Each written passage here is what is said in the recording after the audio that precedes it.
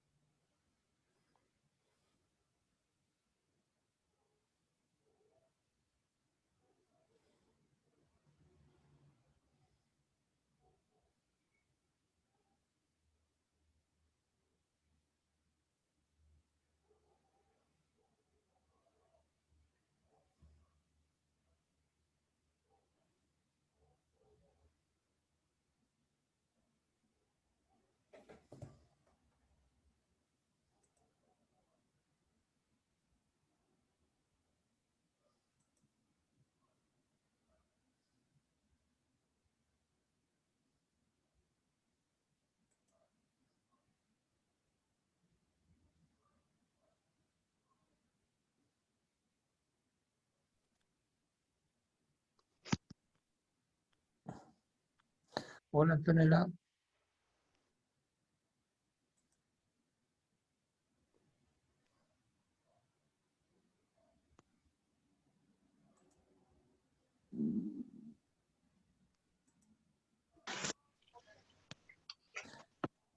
¿Qué pasó, chicos, que se demoraron tanto?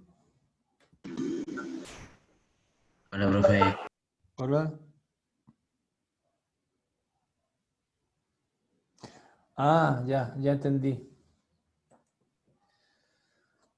No le habían mandado el ID.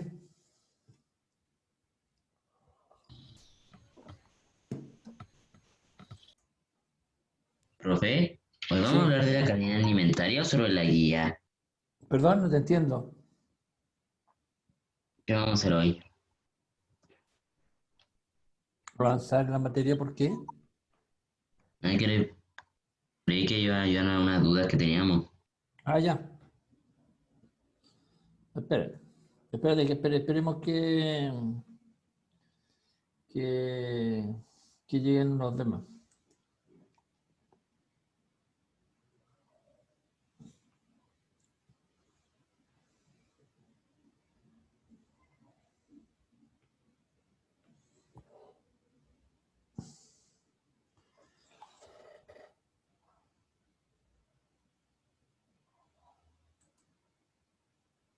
Hola, Sofía.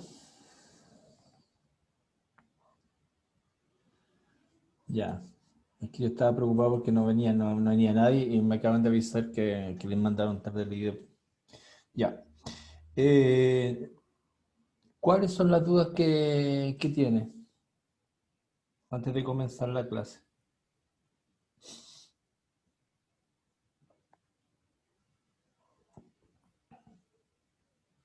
Bueno, chicos, ya comencemos. Primero, veamos dudas que puedan tener respecto a a la guía de biología.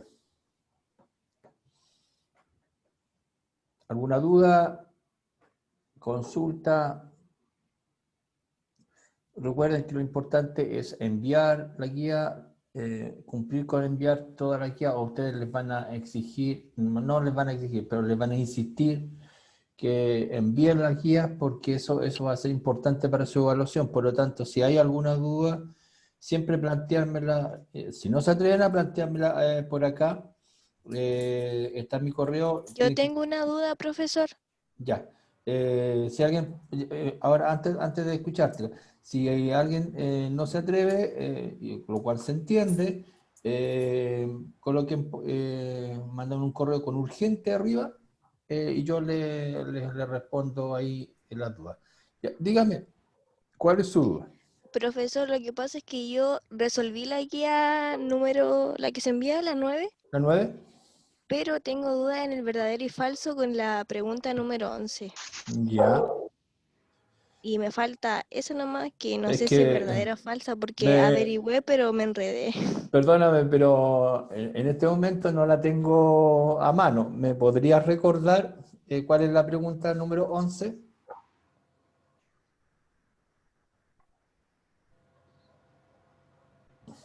Sí, déjeme buscarla y le digo. Ya, si no me tendría que meter y ahí me demoro un poco.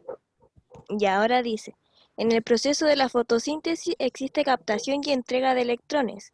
Esto ocurre principalmente en una cadena transportadora de electrones que se genera en la membrana de las tilacoides. Recuerden que había en el texto sale eso. Eh, la energía, en el fondo, la energía, ¿cómo se transfiere? Fundamentalmente, decíamos, a través de sustancias químicas, ¿se acuerdan? Sustancias químicas que se llamaban el famoso ATP. Esa era la forma en que se generaba la energía. Yo le mandé en uno de los esquemas, yo le mandé una explicación sobre ese proceso. Pero, a ver, ¿cómo en el fondo se transfiere esa energía en el ATP, en esa molécula de ATP? A través de lo que yo les decía, que ustedes deben estar viendo en química, que son los enlaces químicos, la unión entre las moléculas químicas. Y las moléculas químicas se unen por enlaces químicos. ¿Y qué es lo que comparten en los enlaces químicos, en esas uniones? Si yo tengo dos elementos químicos, esos elementos químicos se tienen que unir. ¿Y a través de qué se unen? A través de los electrones. Por lo tanto, lo que se mueven son electrones. Por lo tanto, esa pregunta en particular sería una pregunta que es verdadera, porque eso es lo que ocurre, un movimiento de electrones. ¿Se entiende? Es una pregunta verdadera porque la energía se va a mover por electrones, porque los electrones son los que se van transfiriendo de un lado a otro, los que se mueven de un lado para otro, para allá y para acá. En el fondo, yo no puedo, la energía, es que eso es lo que yo les decía, en el fondo yo no tengo una pila, vendría siendo lo que se mueve de un lado para otro, es como la benzina, y es como la luz eléctrica. La luz eléctrica uno dice, chuta, aquí por aquí por este cable va luz eléctrica, pero ¿qué es lo que va por ese cable? Son electrones, y esos son los que prenden la ampolleta, los que prenden el computador, los que prenden la radio, esos son electrones. Y lo mismo ocurre con la energía, son electrones, la energía en el fondo son electrones, todos son electrones, la energía se traduce en el fondo en electrones. Entonces, esa pregunta es verdadera, como lo tiene la Catalina, perdón, Clarita. Ya, profe, muchas gracias. Ya, siempre, ojo, siempre, cuando hablemos de energía y toda esa cuestión, en compuestos químicos siempre va a haber movimiento de electrones, porque en el fondo los compuestos cuando se unen son electrones. ¿Ya? Ya. Por ahí dice Vicente, la pregunta 18 me complica saber si me da dióxido de carbono o nitrógeno. Es que no me recuerdo cuál es la pregunta 18, pero en ningún momento te va a dar nitrógeno. Recuerda que la fotosíntesis lo que te genera es dióxido de lo que participa, los elementos son dióxido de carbono. La pregunta era, una ramita se coloca en el interior de un embudo. Después de 6 horas de estar bajo la luz del solar, se observan burbujas en el tubo de ensayo. ¿A qué sustancia corresponde esta burbuja principalmente? ¿Qué es lo que va liberando? Ya. ¿Qué es lo que va liberando una planta? ¿Qué es lo que produce una planta? ¿Qué es lo que... Oxígeno. Ya, entonces, ¿qué es entonces? ¿Las burbujas de qué son? ¿De dióxido de carbono? Mira, lee de nuevo la pregunta. Una ramita se coloca en el interior de un embudo. ¿Ya? Después de 6 horas de estar bajo la luz solar, se observan burbujas en el tubo de ensayo. ¿Ya? ¿A qué sustancias corresponden estas burbujas principalmente? Ya, piensa. La planta está en una planta acuática, ponte tú, y está dentro del agua. Entonces, si yo la coloco en el agua y en un embudo y la coloco al sol y empieza a hacer fotosíntesis, ¿qué es lo que empieza a liberar? ¿Qué es lo que empieza a producir? ¿Cuáles son los productos de la fotosíntesis?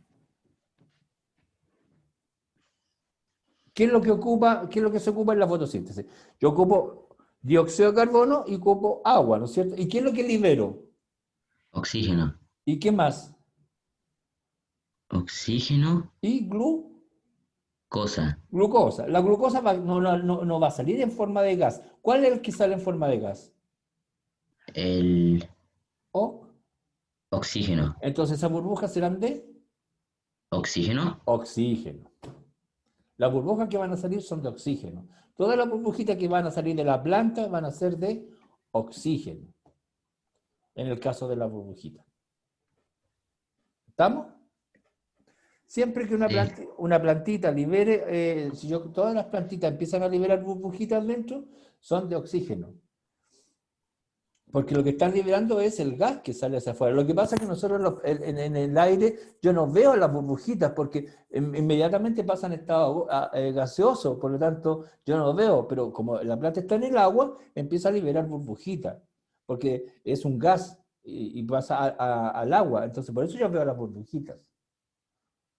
¿Se entiende? Ya, eso es. Si me dan los números no entiendo, me tienes que preguntar, hacer la pregunta, no me sirve que me digan los números porque no tengo la guía a mano. Y son la harta guía, entonces no me la sé de memoria. Me tienes que decir en qué pregunta. la 3, la 4, la 8 y la 10 de verdad y falso no la entiendo. Pero por eso te digo, Vicente, dime a qué se refiere la pregunta. Así yo te ayudo. Y le ayudo a todos a la vez. Primero la 3 de verdad y falso. Ya, dime. Que la 3 dice, en la fase luminosa el CO2 se transformado en carbohidratos usando el ATP y el NADPH2 de tilacoides. ¿Dónde ocurre? Pero mira el esquema, ¿dónde estaba ocurría en la fase luminosa. Mira el Pero esquemita. probar. Acuérdate que yo les mandé, en su carpeta, yo les mandé dice material de apoyo y está el PPT que yo les pasé de fotosíntesis. Y ahí está la carpeta. Recuérdate que en la fase luminosa lo que se transforma es solamente el dióxido de carbono que se transforma perdón, el agua que se transforma en oxígeno, nada más en la primera fase luminosa. Todo lo demás ocurre en fase oscura. En fase luminosa solamente ocurre en la primera parte. Por lo tanto, sería verdadero o falsa. ¿Verdadera? Lee la pregunta de nuevo, Vicente, y tú mismo te das cuenta. En la fase luminosa, el CO2 es transformado en carbohidratos usando el ATP y el ADP2 de los tiroides. Mira lo que yo te dije. En fase luminosa, solo lo que ocurre es la transformación ¿de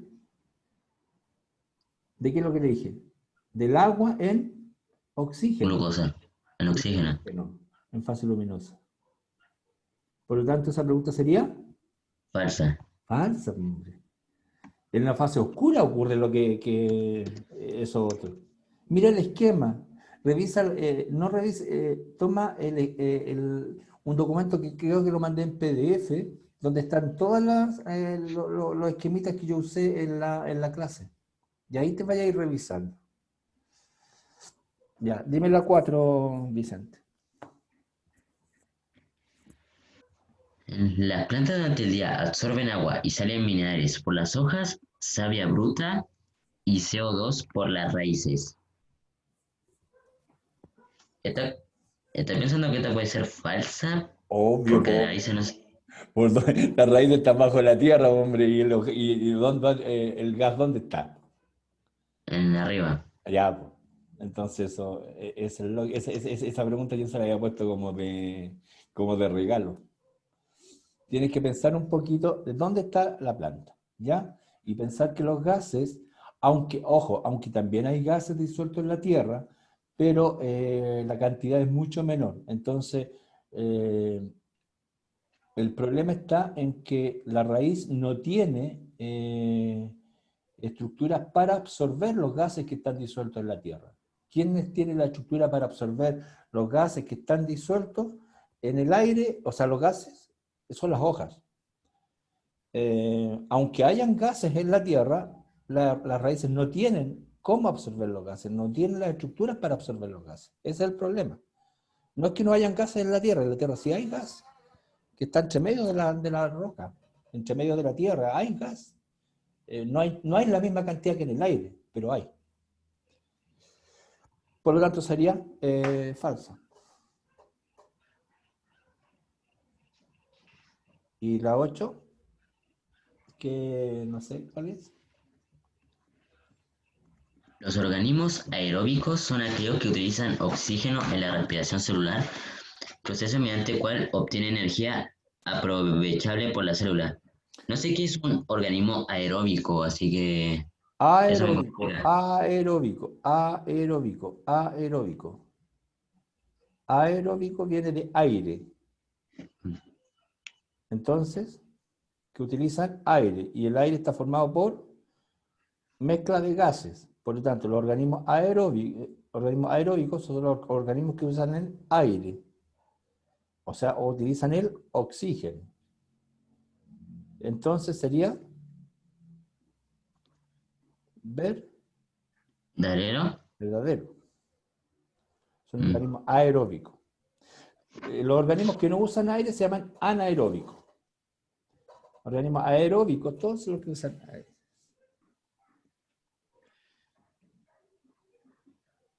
¿Y Ah, qué son los perdón, heterótrofos?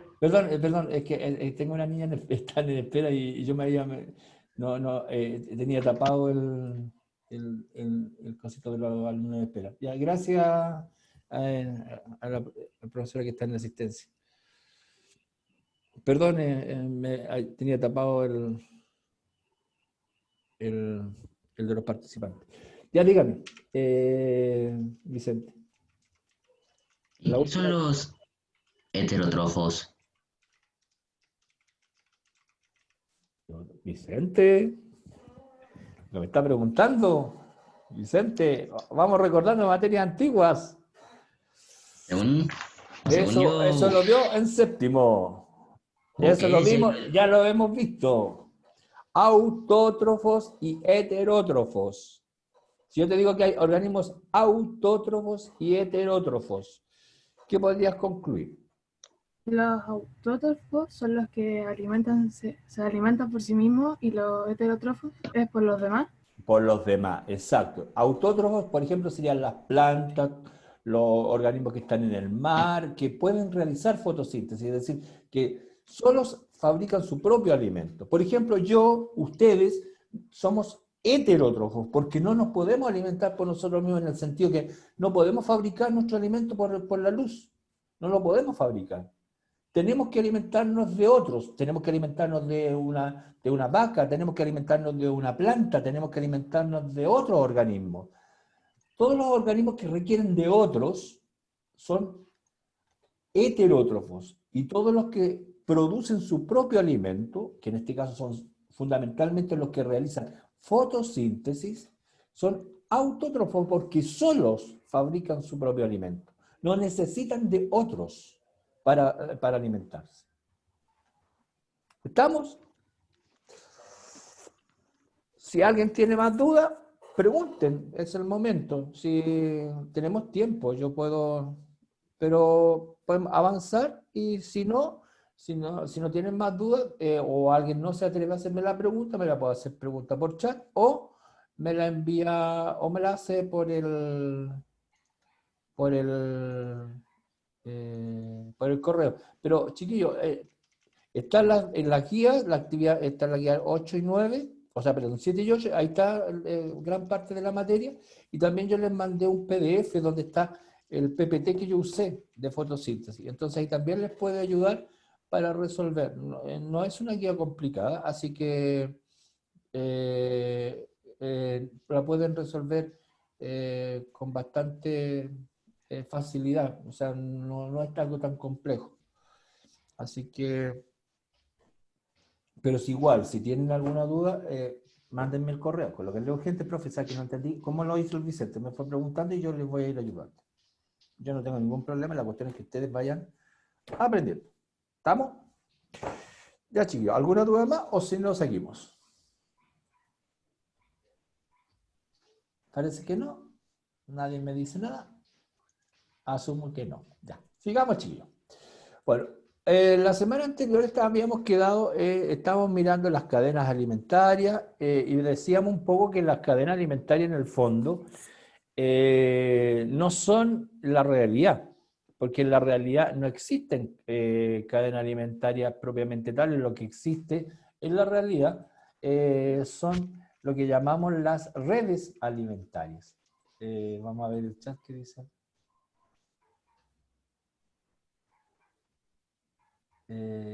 Ya. Gracias. Ya.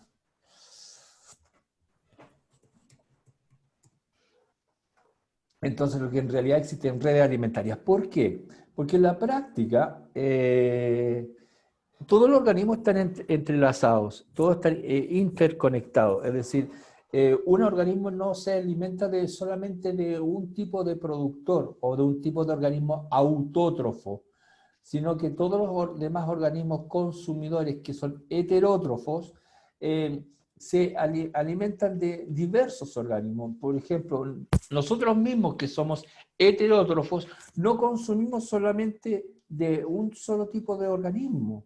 Yo no ustedes no se alimentan solamente de un solo tipo de alimento, utilizan una diversidad de alimentos y lo mismo ocurre en el ecosistema en general. Entonces, todas las cadenas están entrelazadas. Yo puedo encontrar cadenas tróficas o alimentarias dentro de una red de cadenas que llamamos redes alimentarias. Puedo encontrar muchas cadenas, pero en el fondo lo que existen son redes de alimento o redes alimentarias. Ahora bien, ¿qué es importante? Que las redes sean lo más pequeñas posible. ¿Por qué?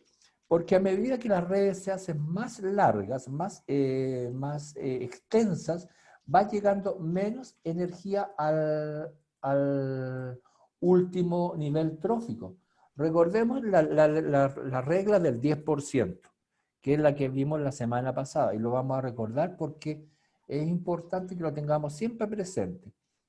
Que a medida que vamos avanzando, según la ley de la termodinámica, segunda ley, yo cada vez que realizo, y esto no solamente ocurre para las cadenas alimentarias, sino ocurre para cualquier acción de vida. Cuando yo realizo yo, por ejemplo, ustedes reciben alimento y la cantidad de alimento que reciben se traduce en una cantidad de energía. Ustedes reciben una cantidad de energía. Cada vez que se alimentan reciben energía. Pero esa energía que reciben para realizar sus trabajos diarios, o sea, trabajo es caminar, trabajo es cualquier acción que realicen en el día a día. Cada trabajo que realizan necesita energía, pero cuando realizan ese trabajo también ustedes pierden una cantidad de energía que pasa al medio ambiente. ¿Cómo pierden la energía? Cuando hay sudor, cuando pierden calor hacia afuera. Ustedes sienten calor corporal que lo pierden hacia afuera. Hay un gran porcentaje, que es el 90% del calor que consumen, se pierde hacia el medio ambiente y solamente un 10% es utilizado. Entonces, eso se llama la regla del 10%. Por lo tanto, si por ejemplo acá recordamos un poco, a medida que va avanzando los niveles tróficos, va llegando mucha menos energía al último nivel trófico. Porque la energía va pasando al medio ambiente, se va perdiendo al medio ambiente, se va liberando al medio ambiente. Entonces las cadenas tienen que ser con menos eslabones, más cortitas, entre 4 o 5 niveles tróficos o más. O sea, mientras más breves, mejor, porque así llegan mejor una mayor cantidad de energía al individuo. La semana pasada contestamos esta pregunta. Ahora nos vamos a la materia propiamente tal del día. Vamos a mirar lo que se llaman las pirámides. Las pirámides son figuras geométricas que se caracterizan por una cosa muy simple, tener una base más amplia y que a medida que van subiendo va disminuyendo su anchura. Ustedes han visto muchas veces la imagen de una pirámide, que en el fondo es uno de sus caras, que generalmente es un triángulo, y las bases y sus lados. Ahí hay una imagen completa de una pirámide. Y es una figura geométrica que nos indica que la base es mayor y a medida que vamos subiendo, va disminuyendo el tamaño de la figura. Ahora, ¿para qué vamos a usar estas pirámides? ¿Y qué sentido tienen? Ustedes ya un poco las conocen, porque las vieron años anteriores, pero le vamos a dar una interpretación. Las pirámides en general, las pirámides que llamamos pirámides ecológicas, tienen una finalidad. Y solamente tratan de representar algo. Tratan de representar las relaciones tróficas que hay en un ecosistema, es decir, las relaciones entre productores, consumidores, que los podemos llamar entre organismos autótrofos, organismos heterótrofos, o podemos decirle de otra forma de nombrarlo, organismos productores, herbívoros y carnívoros. Es decir, cómo se relacionan los individuos de una trama alimentaria. Recordemos que le podemos dar distintos nombres. Como está aquí, productor, primero el eslabón herbívoro y después los otros eslabones se llaman carnívoros. Podría llamarlos también a este autótrofo, y a todos los demás serían los heterótrofos, porque necesitan de otros para poder vivir, para poder alimentarse. O podría llamar por niveles tróficos. Tengo diferentes formas de llamarlo: productor, consumidor primario, secundario, terciario O primer nivel trófico, segundo nivel trófico, tercer nivel trófico, cuarto, quinto nivel trófico. O sea, las formas de llamarlo son diversas y en eso hay que tener mucho cuidado. Bueno, existen 3 tipos de pirámides. Y eso hay que tener mucho ojo con los 3 tipos de pirámides, porque tienen ciertas características. Miremos el primer tipo. Como su nombre dice, pirámide de número. Se refiere al número de individuos, cantidad. Ojo acá con esto, que es súper importante. Diferenciarlo, porque si no nos podemos equivocar. Vamos a partir por la de arriba, independiente de los organismos que haya. Yo voy a suponer, más que mirar esta que tiene este insecto, este sapo y esta culebra, vamos a suponer una cosa algo más concreto. Yo no encontré no hay un dibujo más claro. Supongamos que yo estoy en, no sé, en un ecosistema que puede ser algo más cercano para nosotros, o sea, un parque grande, enorme. ¿Ya? Y ese es nuestro ecosistema. Y nuestro ecosistema es muy grande, ¿ya? Y me doy cuenta que en el ecosistema abajo hay demasiado pasto, productor, porque es el vegetal. Si yo empiezo a contar cada una de las especies de pasto que hay, la cantidad del número de pastos que hay, de cada planta de pasto, la empiezo a contar una por una, es extremadamente grande. Por lo tanto, el número de individuos de planta, de pasto, hojas, flores pequeñitas que hay, son demasiado grandes. Por lo tanto, la base de esta pirámide es muy grande. Los insectos que vienen no van a estar en la misma proporción, salvo que estuviera plagado de insectos. Los insectos van a estar en menor cantidad, en número, que en el pasto. Si yo veo un prado lleno de pasto, la cantidad de insectos va a ser importante, pero no va a ser significativamente mayor a la del pasto. O sea, va a ser mucho menor.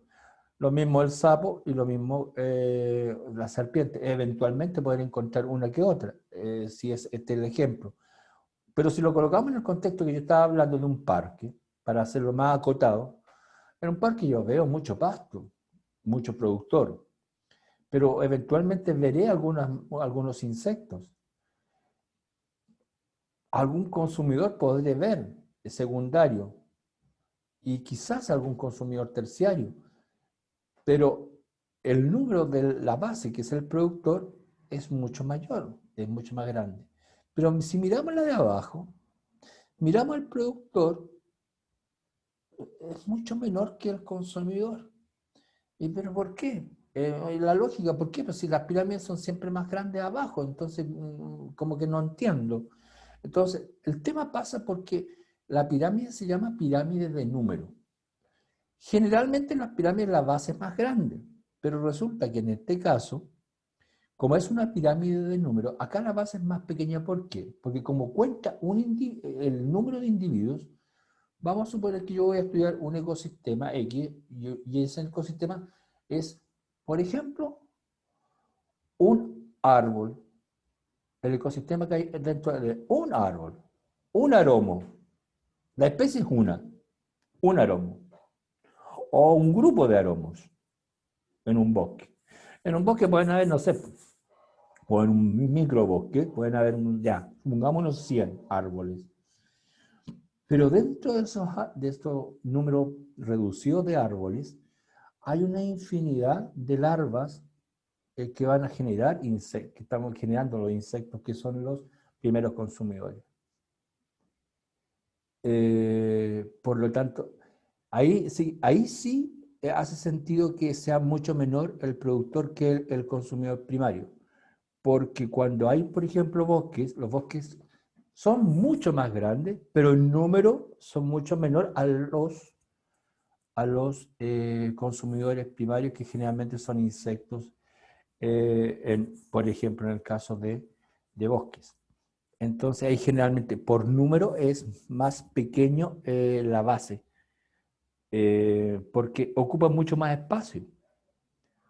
los árboles son de mucho mayor tamaño y al consumidor, que es un insecto que es pequeñito, voy a tener mucha más cantidad por espacio que el árbol. Y por eso cambia un poco la base con respecto a la pirámide anterior. Entonces, cuidado con esto, que es una pirámide que ya llamamos pirámide de número. Se refiere a la cantidad de individuos. Entonces, para construirla yo tengo que contar las especies. Ahora, obviamente, yo no puedo contar todas las especies que hay en un espacio muy grande.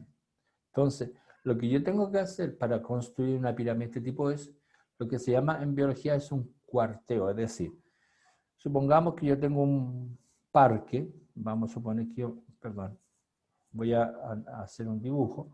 Supongamos que yo tengo un parque y yo sé el tamaño de este parque. Supongamos que este parque tiene este tamaño y son, no sé, pues, no sé, 100 metros cuadrados, 1000 metros cuadrados, por decir algo, una distancia más o menos grande. Es un parque grande. ¿Cómo hago para contar todos los pastos que hay ahí? No puedo estar contando, me imagino contar todo el pasto que hay ahí, todos los insectos que hay ahí, todo. Lo que hago es hacer un cuarteo que se llama en biología y que significa es tomar un espacio pequeño. Por ejemplo, voy a poner un ejemplo, no es que sea tan exacto así, podría tomar, por ejemplo, un cuadrado de 1 metro por 1 metro.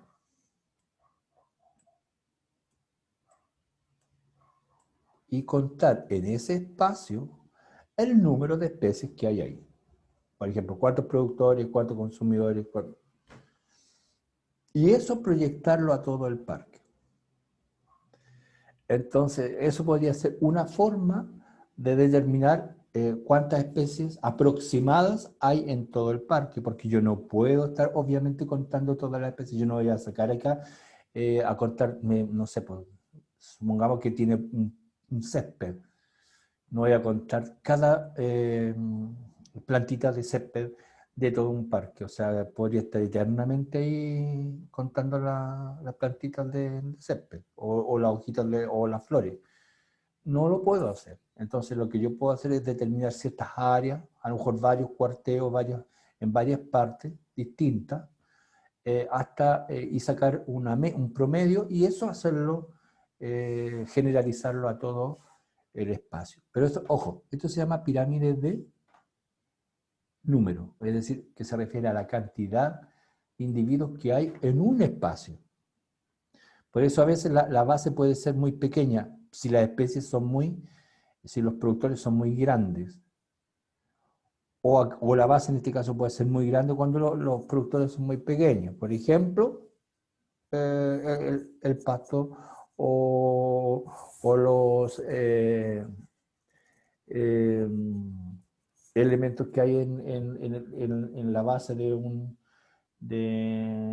bosque que a veces van juntando, porque uno dice solamente bosque, árboles, no, a veces hay enredadera, hay un montón de otros elementos que conforman los productores.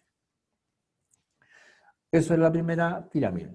Vamos a ver si alcanzamos las otras dos. Pirámides de número, pirámides de... Ah, no me avanzaba. Pirámide de biomasa, o masa viva también se llama, que se refiere a la masa o a la cantidad de materia que tiene el nivel trófico. Es decir,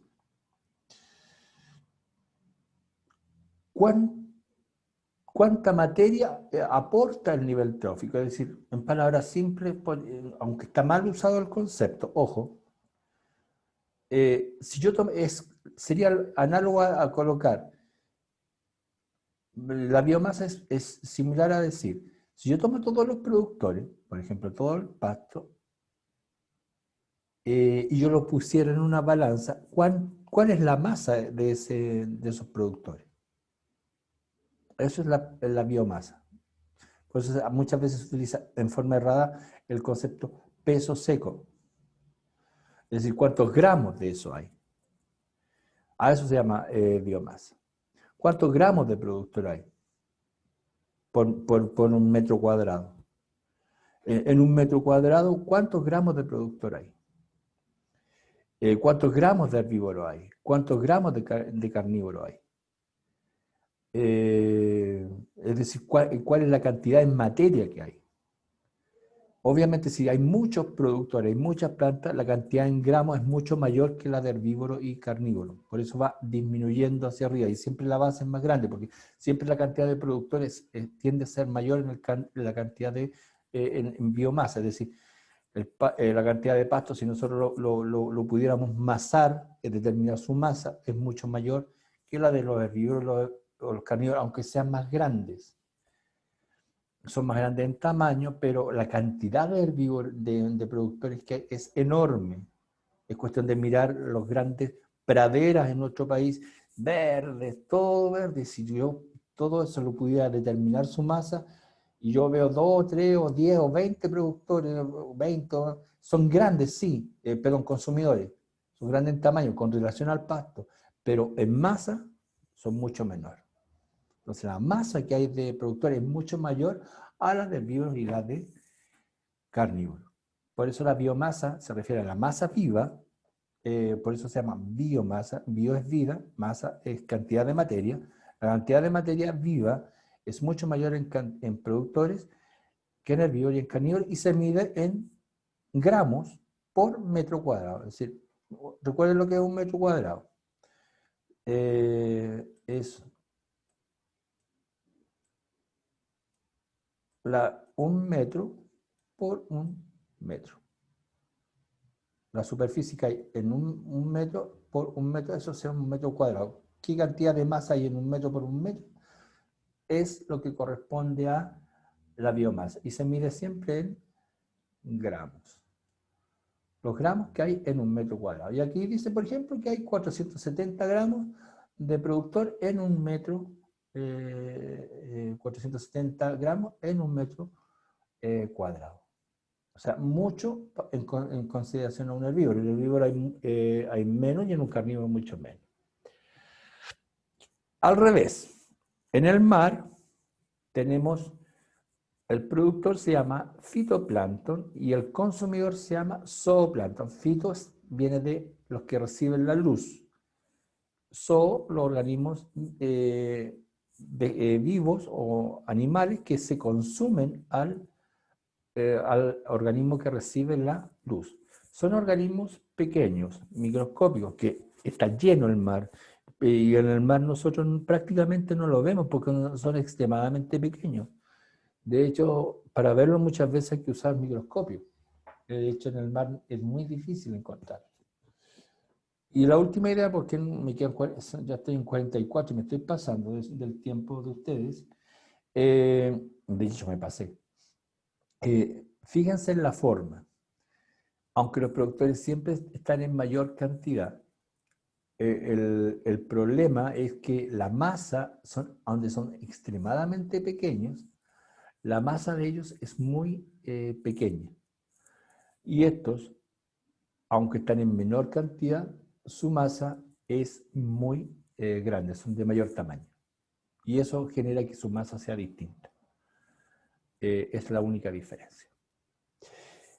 La próxima semana vamos a tomar de nuevo esto y lo vamos a explicar más detalles, sobre todo este último, para que se entienda bien, porque es necesario comprenderlo bien y lo vamos a ver con ejemplos, para poder entender por qué estos son pequeñitos, porque son organismos muy pequeñitos, sobre todo son el alimento de organismos mayores, como por ejemplo las ballenas. Las ballenas no se comen pescado grande.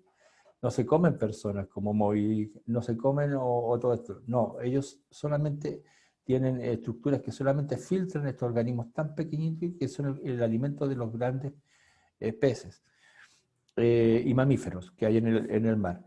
Entonces, sí, son pequeñitos y de masa muy pequeña.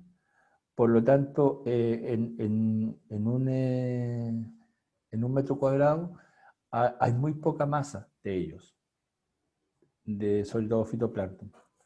hay mucho más zooplancton. Y eso lo vamos a explicar con imágenes y con dibujos la próxima clase. Bueno, chicos, no les quito más tiempo porque el tiempo también es, por respeto a ustedes, ya me pasé como en varios minutos. Cualquier duda que les haya quedado de la guía,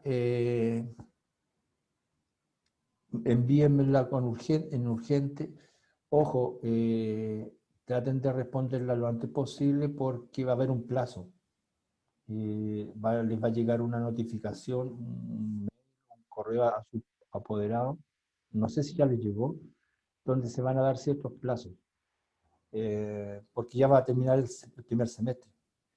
De acuerdo al calendario nuevo del ministerio, termina la próxima semana, creo, el primer semestre, entonces, y al terminar se cierra el proceso, entonces hay que finalizar. Entonces, envíenlo por favor, y cualquier duda, mándenme el correo. Un abrazo, cuídense, nos estamos viendo. Profesor. Chao.